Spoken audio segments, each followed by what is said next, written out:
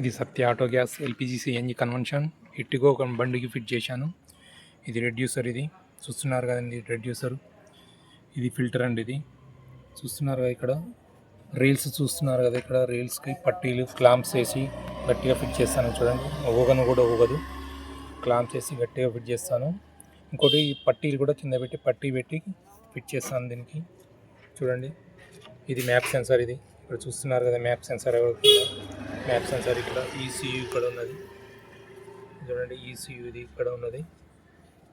ఇది extra ECU. ఇది చూడండి, వైరింగ్ ఎంత నీట్గా ఉంటుందో చూడండి. ఎక్కడ కూడా కింద ఏలాడబడకుండా నీట్గా చూడండి, ఎంత నీట్గా ఉందో చూస్తున్నారు కదా. నా సొంత వెహికల్ ఎలానో అలా చేసుకుంటాను.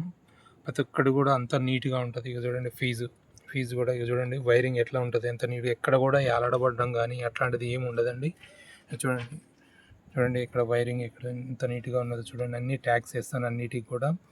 చూడండి, అన్నిటికి క్లిప్స్ వేస్తాను. చూడండి, కాపర్ పైప్ కూడా నీట్గా అన్నిటి కూడా ట్యాగ్స్ వేస్తాను. కాపర్ పైప్స్ ఎక్కడ కూడా ఎలా విధంగా ఆనకుండా అన్నీ నీట్గా చేస్తాను. కాపర్ పైప్ నీట్గా, పెట్రోల్ పైపు పక్కమట్టే వస్తుంది. అక్కడ ఏదైనా మన పిండి దగ్గర పెట్టి ఉంటుందండి. ఇంకోటి ఇక్కడ స్విచ్ ఇక్కడ వచ్చింది. స్విచ్ ఇక్కడ ఉన్నది. స్విచ్ ఇక్కడ, ఎందుకంటే ఇక్కడ స్పేస్ లేదు కాబట్టి ఇక్కడ ఇచ్చాము. ఇది స్విచ్.